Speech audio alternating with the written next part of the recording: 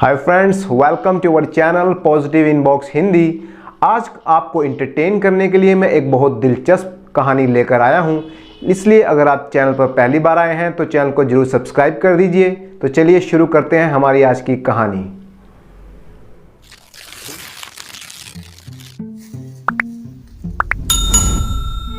पुराने समय की बात है। एक गांव में लाजो नाम की एक विवाहिता अपनी सास के साथ रहती थी। कम उम्र में ही लाजो की शादी हो गई। शादी के कुछ दिन बाद ही लाजो का पति दिल्ली सल्तनत चला गया सुल्तान की फौज में भर्ती होने के लिए। सास बहू में बहुत ही प्रेम था। वो दोनों माँ बेटी की तरह रहती। सास घर का सारा काम करती और लाजो बाहर गायें बकरी चराती और खेती बाड़ी का काम संभालती थी। लाजो अपने पति से बहुत प्रेम करती थी। उसकी याद में ही लाजो कई बार उदास हो जाती थी। यही हाल लाजो की सास का भी था। बुढ़ापे में बेटे से दूर रहने की चिंता उसे खाए जा रही थी। वो दोनों ऐसे ही अपने दिन काट रही थी।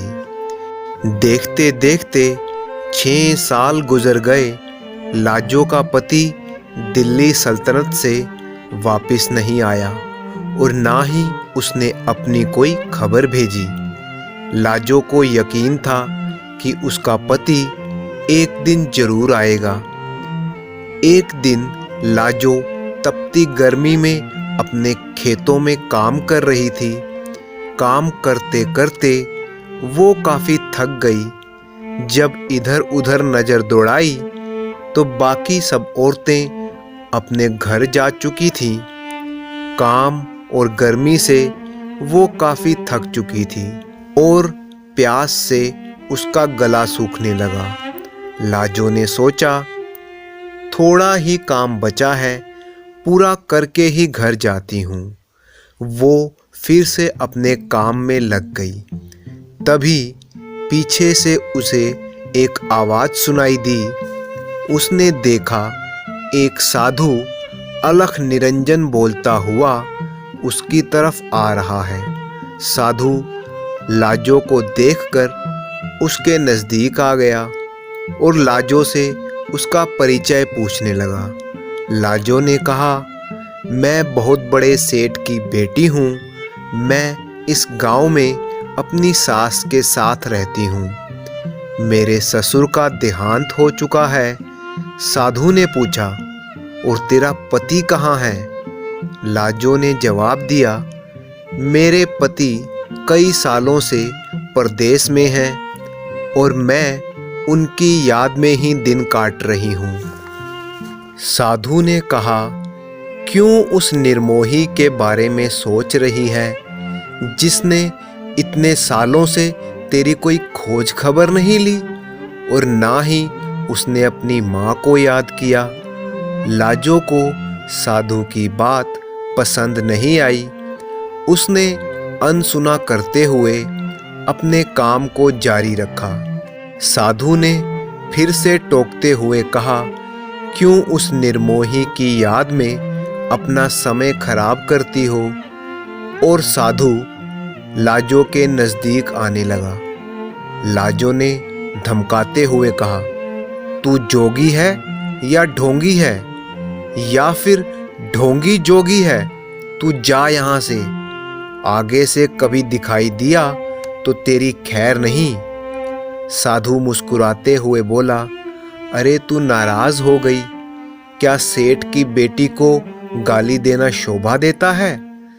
चल मेरे साथ छांव में बैठकर बात करते हैं। अब लाजो का पारा चढ़ गया। वो बोली, निर्लज्ज, शर्म नहीं आती तुझे इस तरह से बात करते हुए?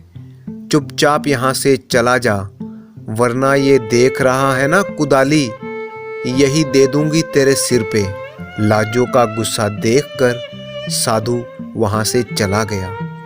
खेतों से निकलकर साधु सीधा गांव में पहुंच गया और वहाँ पर घूमते घूमते लाजो के ही घर पर पहुँच गया और लाजो की सास से भिक्षा मांगने लगा। साधु ने कहा, माता, जोगी को भिक्षा दे दे, तेरा भला होगा, सालों से खोया हुआ तेरा लड़का घर लौट आएगा। ये सुनते ही लाजो की सास साधु के चरणों में गिर गई और साधु को अपने घर के अंदर ले आई। लाजो की सास ने साधु को आसन पर बिठाया और कहा, साधु बाबा, बाहर आप क्या कह रहे थे कि सालों से खोया हुआ मेरा लड़का वापिस आ जाएगा? साधु ने हंसते हुए कहा, पर माँ, भूखे पेट भजन नहीं होता, सुबह से भूखा हूँ, पहले भोजन, उसके बाद बाकी बातें होंगी। लाजो की सास बोली, बाबा आप बैठो, मैं जल्दी से चूल्हे पर आपके लिए खाना चढ़ा देती हूँ। इतनी देर में खेत में गई हुई लाजो भी वापस अपने घर में लौट आई। अपने आंगन में उस साधु को बैठा देखकर लाजो को फिर से गुस्सा आ गया। उसने साधु से कहा, अरे कपटी, तू मेरे घर तक पहुंच गया? बहू की आवाज़ सुनकर सास बाहर आई। उसने पूछा, क्या हुआ बहू? लाजो ने कहा, माँ, ये कोई साधु नहीं है, कपटी है, कपटी। सास ने कहा, एक साधु के बारे में ऐसा नहीं बोलते, तू अंदर जा, भोजन परोस, मैं आती हूँ। लाजो ने भोजन परोसा और सास को बुला लिया। सास भोजन लेकर साधु को देने के लिए गई। साधु ने देखा भोजन पत्तल में परोसा है। साधु बोला, ये क्या, अब मैं पत्तल में भोजन करूँगा? मुझे तो उस थाली में भोजन परोसो जिसमें लाजो का पति भोजन करता था। साधु का इतना कहना ही था कि लाजो का पारा अब हद से ज़्यादा चढ़ गया। वो गुस्से में पूरी लाल हो गई। वो बोली, ढोंगी, तूने तो अब नीचता की हद कर दी, तेरी हिम्मत कैसे हुई ये बात करने की? लाजो ने आंगन में रखी हुई कुदाल अपने हाथों में उठा ली और साधु की तरफ बढ़ने लगी। लाजो का ये गुस्से वाला रूप देखकर साधु भौचक्का रह गया। उसने अपना साधु का चोला उतारा और लाजो की सास के पैरों में गिर गया। बोला, माँ, पहचान मुझे, मैं तेरा बेटा बीरू हूँ। लाजो, मुझे माफ़ कर दे, मैंने तुझे बहुत इंतज़ार करवाया और तेरी परीक्षा भी लेने लगा। मेरे भाग्य में तेरे जैसी पतिव्रता स्त्री का होना ही मेरे लिए सबसे बड़ी बात है।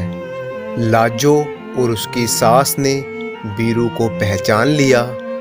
तीनों एक दूसरे से लिपट कर रोने लगे और इस तरह से लाजो का ससुराल एक बार फिर से खुशहाल हो गया। दोस्तों, अगर आप इसी तरह की इंटरेस्टिंग स्टोरीज देखना चाहते हैं तो चैनल को सब्सक्राइब कर लीजिए और अभी आपकी मोबाइल स्क्रीन पर जो स्टोरी दिखाई दे रही है उसको टच कीजिए और स्टोरी को देखिए। Thank you for watching.